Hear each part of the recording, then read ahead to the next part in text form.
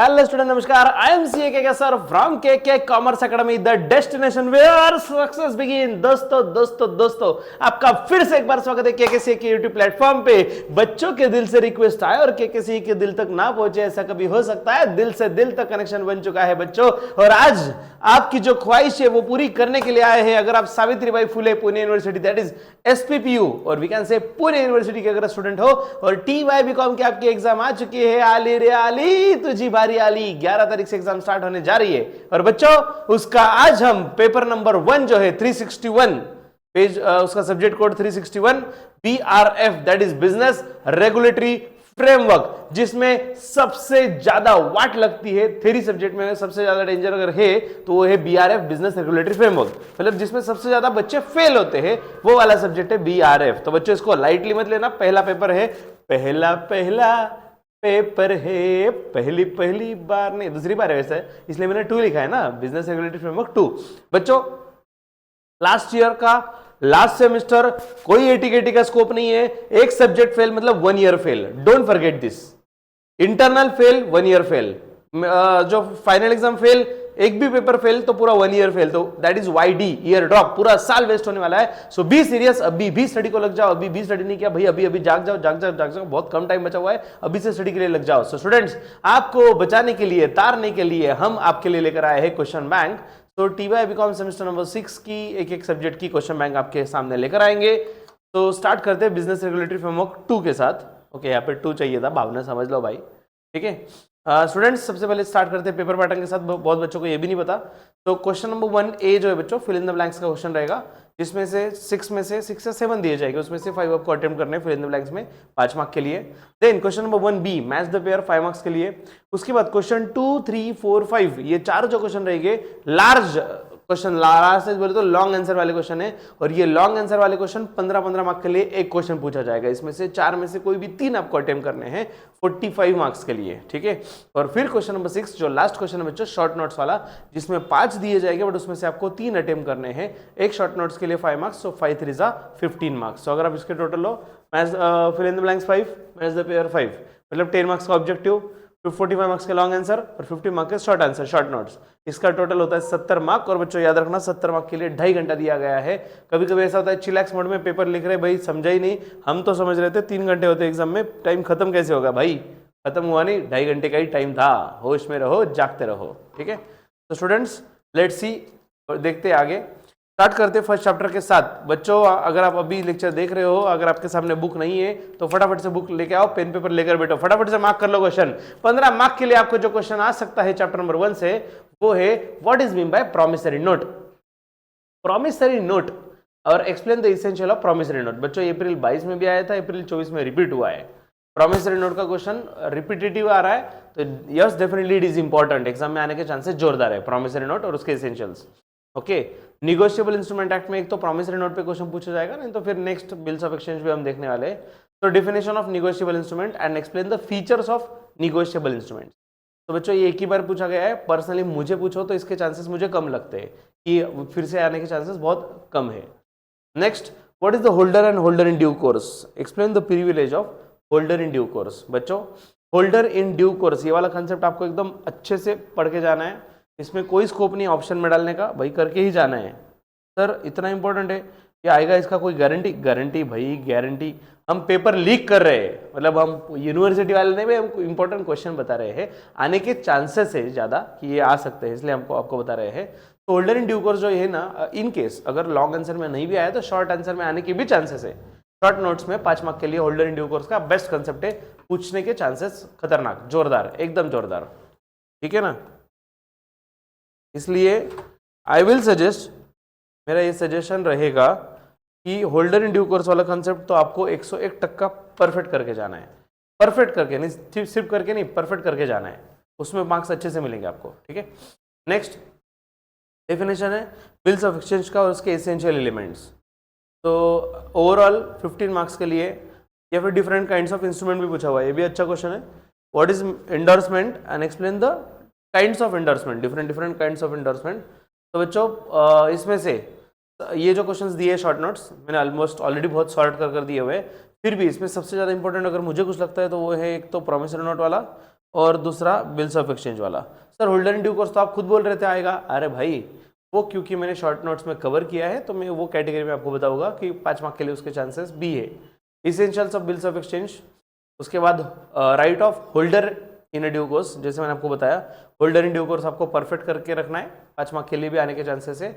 और essentials of cheque, last is dishonour of negotiable instrument. Students अब इस case में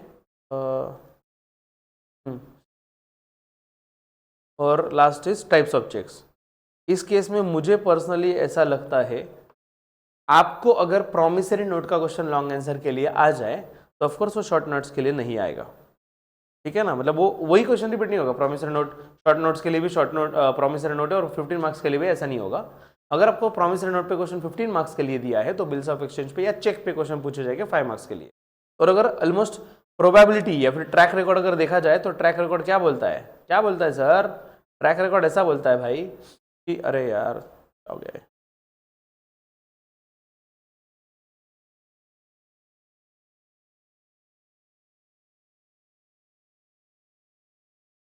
हाँ ट्रैक रिकॉर्ड ऐसा बोलता है भाई कि चेक वाले क्वेश्चन 5 मार्क्स के लिए ही पूछे जाते हैं, कभी 15 मार्क्स के लिए नहीं आते। तो चेक वाला 5 मार्क्स के लिए ज़्यादा इंपॉर्टेंट है। नेक्स्ट चैप्टर नंबर 2 ई कॉन्ट्रैक्ट्स।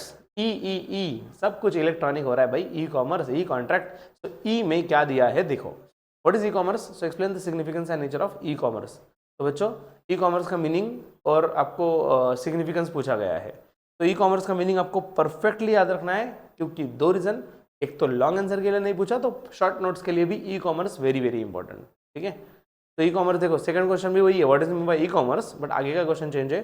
जैसे पहले सिग्निफिकेंस पूछा गया था, उसके बाद अगले एग्जाम में मतलब अक्टूबर 2022 में उन्होंने इंपॉर्टेंस पूछा है, importance and types of E commerce, ठीक है। नेक्स्ट बच्चों इसके बाद देखो अप्रैल 23, मतलब नॉट लेटेस्ट बट हाँ ज़्यादा पुराना भी नहीं है, importance of E commerce and explain the legal issues arising in E contract. तो ई कॉमर्स वाला पार्ट तो हर जगह पे कॉन्स्टेंट ही दिख रहा है, e commerce e commerce e commerce. अब बस यहाँ पे क्या क्या दिख रहा है, कभी सिग्निफिकेंस पूछे जा रहे हैं तो कभी इंपॉर्टेंस पूछा जा रहा है, कभी लीगल इश्यूज पूछा जा रहा है रिलेटिंग टू ई कॉमर्स। अब ये वाला क्वेश्चन थोड़ा अजीब है, थोड़ा डिफरेंट है as compare to previous questions. ये अप्रैल 2024 में पूछा गया है। Explain the personal information protection crime and punishment by explaining the importance of E commerce. बच्चों ये क्वेश्चन पूछा जाने के बावजूद आई विल सजेस्ट कि ये क्वेश्चन आप एग्जाम में मत करके जाना, ये बहुत रेयरली पूछा जाने वाला। आ गया तो क्या सर, तो भाई छोड़ दो ना, 15 मार्क्स के लिए 4 में से 3 लिखने होते, दूसरा लिख देना, ठीक है। And legality of form of electronic contract, तो इलेक्ट्रॉनिक कॉन्ट्रैक्ट का लीगैलिटी याद रखना जरूरी है। लीगल इश्यूज जो है ना वही आंसर, मतलब ये दोनों सेम ही है almost, legal issues arising in E contract और ये पूछा हुआ है legality in form of electronic contract. तो ई कॉन्ट्रैक्ट मतलब इलेक्ट्रॉनिक कॉन्ट्रैक्ट और उसके लीगल इश्यूज अच्छे से करके जाना है। मतलब इन शॉर्ट आपको ई कॉमर्स का मीनिंग तो परफेक्ट करना ही करना है, उसके सिग्निफिकेंस इंपॉर्टेंस और लीगल वाला पॉइंट भी अच्छे से कर लेना। मतलब कहीं ना कहीं अगर आपको नहीं लॉन्ग आंसर के लिए शॉर्ट नोट्स के लिए कहीं ना कहीं पूछने के चांसेस जोरदार है। और शॉर्ट नोट्स के लिए सबसे इंपॉर्टेंट क्वेश्चन जो बार बार रिपीट हो रहा है दैट इज इलेक्ट्रॉनिक सिग्नेचर या डिजिटल सिग्नेचर। बच्चों ये क्वेश्चन एग्जाम में आएगा, लिख लो ये क्वेश्चन एग्जाम में आने वाला है भाई, तुरंत नोट डाउन कर लो।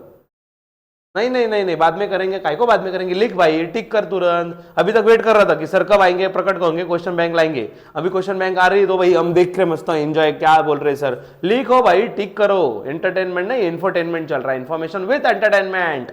Next is functions of digital signature, digital signature के फंक्शंस भी पूछे गए हैं। Next e commerce, e commerce again long answer में था, मैंने आपको बताया वेरी वेरी इंपॉर्टेंट। अगर आप वहां पे करके रखो तो डेफिनेटली शॉर्ट नोट्स के लिए तो लिख ही सकते हैं, कोई दिक्कत ही नहीं उसमें, right. And next legal issues involved in E contract, जो सेम लास्ट क्वेश्चन दिया था लॉन्ग आंसर में, तो लॉन्ग आंसर नहीं तो 5 मार्क्स के लिए legal issues very very important. So बच्चों ये 2 टॉपिक के हो गए। अब आगे बढ़ने से पहले आपको बता दूं बच्चों एक इंपॉर्टेंट चीज, सर इसका पीडीएफ कहां पे मिलेगा? सर हमें चाहिए इसका पीडीएफ सो दैट हम टिक कर पाए। आप कितना भी बोलो सर हम तो अभी टिक नहीं कर रहे, हम तो पेन पेपर लेकर नहीं बैठे। तो बच्चों आपको करना क्या है, हमारा ऐप डाउनलोड करना है, केकेसीए, प्ले स्टोर पे केकेसीए और ऐप स्टोर पे अगर आप एप्पल यूजर हो my coaching bye apex, description box में सब कुछ दिया गया है, लिंक वगैरह सब कुछ है, डाउनलोड कर लीजिएगा, ठीक है। तो बस आपको मैं दिखा देता हूं वो कोर्स में आपको कहां पे मिलेगा। तो बच्चों आपको उसमें सेक्शन सिलेक्ट करना है, बीकॉम 2019 वाला पैटर्न, ये 2019 पैटर्न है ना आपका, तो वो वाला सिलेक्ट करना है। उसके बाद उसके अंदर पेड कोर्सेज में जाना है। Oh my God sir paid मतलब पैसा लगेगा, रुकना भाई, चिल, देखो तो सही, आओ तो सही मेरे साथ, ठीक है। तो पेड कोर्सेस में गए, सर वहां पे तो बहुत सारे फोल्डर दिख रहे हैं, भाई टीवाई बीकॉम सेमेस्टर 6 देखना है ना तेरे को, तो उस पर क्लिक करना, काय को शान पट्टी कर रहा, उसमें गए TY BCom semester number 6 folder में गए, सर यहाँ पे तो इतने कोर्सेस से क्या बताए बच्चों, ये सब कलर में से एकदम अलग वाला कलर, रेड वाला कलर दिखेगा, रेड बोले तो डेंजर, डेंजर बोले तो एग्जाम, एग्जाम का कलर भाई paper leak. Oh my God 499 rupees, sir आप इसका भी पैसा छापने लग गए, सर हमें भरोसा था आप पे, हम सोच रहे थे आप फ्री में देंगे और आपने बेवफाई कर दी। अरे नहीं रे, तुम्हारे साथ बेवफाई नहीं करेंगे रे, आपको क्या चाहिए, पेपर लीक ये चाहिए ना, डन, फ्री में चाहिए ना, डन। सुनो मेरा, अब क्या करना है, ये कोर्स पे क्लिक करना है और उसके बाद बाय नाउ पे क्लिक करना है। अरे रुको, पेमेंट नहीं करने का, पेमेंट नहीं करना है, वहां पे ना कूपन कोड का ऑप्शन आएगा, बाय नाउ पे क्लिक करोगे ना तो अप्लाई कूपन का ऑप्शन आएगा, या फिर आपको ऊपर दिख ही जाएगा डायरेक्ट, मतलब टाइप करने के पहले वहां पे आपको एक कूपन कोड दिखेगा और कूपन कोड का नाम है आई लव केकेसीए। ओहो हो, बस आपकी भावना हम तक पहुंचा दो, आई लव केकेसीए पे क्लिक करेंगे, सर क्या हो जाएगा, 10% कम होगा ना डिस्काउंट से, क्या फायदा, नहीं रे 100% कम हो जाएगा प्राइस, बोले तो प्राइस 0 हो जाएगा और डायरेक्ट आपका कोर्स ऑटोमेटिक परचेस हो जाएगा। आपको बस अप्लाई कूपन ऊपर क्लिक करना है, कूपन आपको दिखेगा वहाँ पे आई लव केकेसीए, क्लिक कर दो और डायरेक्ट आप बाय नाउ कर दो, buy now direct course activate हो जाएगा। कोई फोन पे, कोई जीपे, कोई नेट बैंकिंग, फोन पे किसी की जरूरत नहीं, डायरेक्टली आप कोर्स के अंदर चले जाओगे जिसमें आपको ये सब पीडीएफ मिल जाएंगे फ्री में भाई, मोबाइल के ऐप में रहेंगे, हाँ डाउनलोड नहीं कर सकते, शेयर बियर नहीं भाई, मोबाइल के अंदर, मतलब तुमको फ्री में दिया, डाउन पीडीएफ दिया, टिक टुक मतलब लेक्चर देने के बाद तुम टिक नहीं कर रहे इसलिए पीडीएफ दिया, वो भी फ्री में दिया, ऐप के अंदर मस्त डिजाइन वाला कलरफुल दिया, फिर भी तुमको शेयर करना, काय को शेयर करने का भाई, सबके पास है ना मोबाइल, एक तो एंड्रॉइड है, नहीं तो एप्पल है, कुछ ना कुछ है ना भाई, तो ना उसमें से, ठीक है, तो उसमें आपको मिल जाएगा। और लैपटॉप में चाहिए तो वो भी एक डिस्क्रिप्शन बॉक्स में दे दो, लैपटॉप का भी डिटेल दिया हुआ है कैसे लेना है, ठीक है। उसके साथ very very important second thing, बच्चों सिर्फ अगर आपको लग रहा है क्वेश्चन बैंक से काम नहीं होना है तो आपके लिए 999 सिर्फ 999 रुपए में हमने रामबान बैच लाया है। रामबान निशाने पे लगेगा बच्चों हमारा बान, ऐसी बैच है बच्चों, फास्ट ट्रैक बैच जिसमें आपको पूरा स्टडी फटाफट से कवर हो जाएगा बच्चों, फटाफट से कवर हो जाएगा। सो सर 999 ज्यादा होता, हाँ भाई, एक ईयर का बैक उससे भी ज्यादा वैल्यूएबल है ऐसा हमें लगता है। अगर आपके साल की कीमत बचाना 999 से ज्यादा है तो definitely you can think on it. Next chapter number 3 CPA consumer protection act 2019। इसके क्वेश्चन देखो बच्चों, लॉन्ग आंसर के लिए क्वेश्चन जो पूछे जाएंगे उसमें से सबसे very very very very important बच्चों 3 tyre consumer dispute redressal forum. मैं तो बोलता अगर आपके पास टाइम कम है सर, एग्जाम आ रही है, टेंशन आ रहा है, मेरा पूरा पढ़ाई नहीं हो सकता, इतना क्या करे सर इमरजेंसी में, भाई एक क्वेश्चन करके जाओ बस, मैं बोलता एक क्वेश्चन करके जाओ। अगर टाइम कम है तो 3 टायर या 3 tier consumer dispute redressal commission, ये 3 टीयर कंज्यूमर रिड्रेसल कमीशन जो है सर यही क्वेश्चन आएगा सर, पिछले एग्जाम में ये सब, हर एग्जाम में यही आया क्या, देखो अप्रैल 22 और अप्रैल 23 में तो आया, डन। अक्टूबर 24 में क्या आया, state and national consumer grievance redressal commission. बच्चों ये जो 3 टीयर कंज्यूमर रिड्रेसल है ना, इसमें क्या क्या आता, पहला है डिस्ट्रिक्ट, दूसरा है national state and third level is national commission. अरे भाई कोई भी पेपर उठा के देख लो, इसके सिवा क्वेश्चन है क्या, मेरे को दिखाओ ना तुम।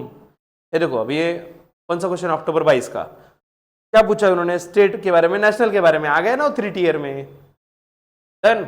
अभी क्या पूछा देखो, salient features of consumer protection act, हाँ ये थोड़ा है, लेकिन अगर टाइम कम है तो थोड़ा रिस्क उठाना पड़ेगा भाई, ओके। एंड लास्ट जो क्वेश्चन कभी हाँ ये वाला question, legal provision relating to appeals, जो अपील फाइल की जाती है अगेंस्ट किसके, अगेंस्ट डिस्ट्रिक्ट कोर्ट।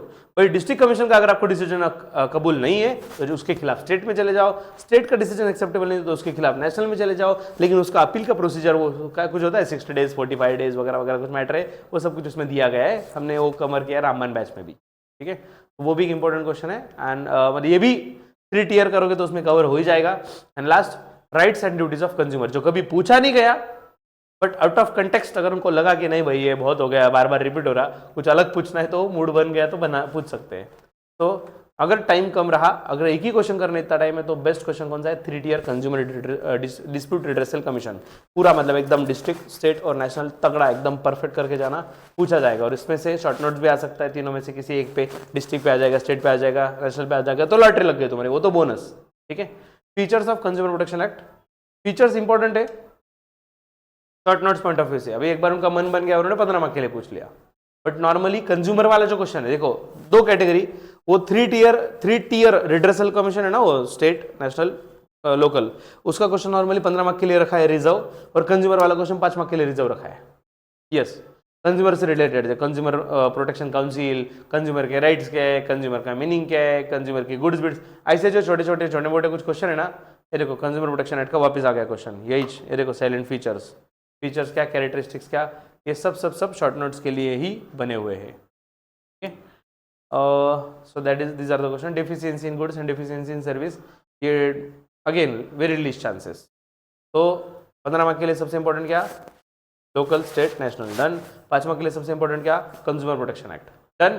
चलो बढ़ते लास्ट टॉपिक और चैप्टर नंबर 4 जो है बच्चों अपना IPR, that is intellectual property right, copyright, trademark, patent, सब चीजें इसमें आती है। तो लॉन्ग आंसर में सबसे पहले दिया गया है बच्चों, what is patent and explain the rights and obligations of पेटेंटी।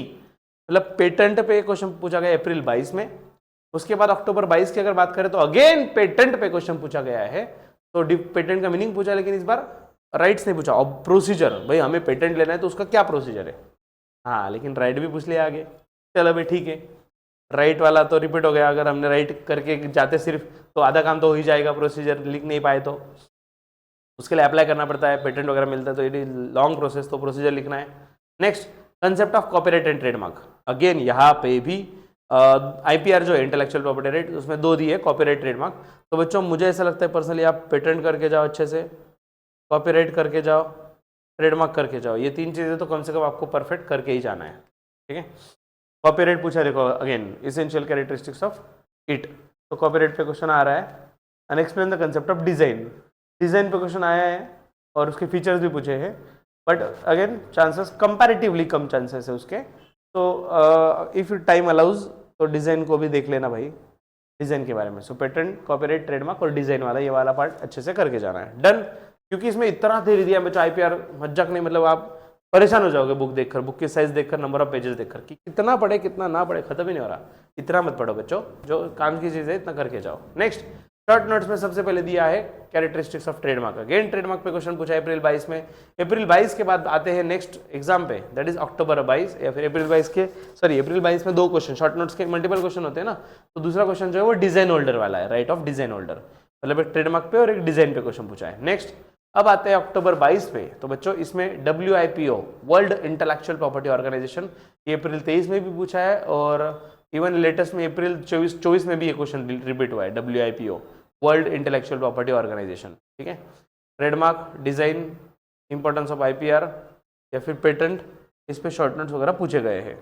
तो अगर मेरा मानो शॉर्ट में पढ़ना है, टाइम कम, patent, trademark, copyright, design, WIPO, भाई ये 5 टॉपिक पढ़ के जाओ, काम हो जाएगा तुम्हारा, नैया पार हो जाएगी। लिख लो, ये 5 टॉपिक करके जाओ, तुम्हारा काम हो जाएगा बच्चों। Yes, okay. तो स्टूडेंट्स ये सब कुछ था पेपर लीक, हमने पूरा पेपर पोस्टमार्टम करके आपके सामने रख दिया है। भाई ये इंपॉर्टेंट क्वेश्चन से इसके बाहर आएगा ही नहीं, इसका कोई गारंटी वारंटी नहीं होता बच्चों, बट डेफिनेटली चांसेस बहुत ज्यादा है, प्रीवियस एक्सपीरियंस के हिसाब से आपको बताया जा रहा है, तो डेफिनेटली आपको इसका यूज होगा। इसको 100 लाइक तक पहुंचा दो, नेक्स्ट वीडियो और नेक्स्ट क्वेश्चन बैंक आपके लिए रेडी है। 100 लाइक चाहिए तो ऑटोमेटिक आपको बोलना नहीं पड़ेगा सर नेक्स्ट वाला भेजो, 100 लाइक ठोक दो, फटाफट ऑटोमेटिक आ जाएगा नेक्स्ट वाला, ठीक है। चलो स्टे ट्यून, जल्दी मिलते हैं नेक्स्ट सेशन के लिए, तब तक के लिए happy learning with K K sir, take care, bye bye.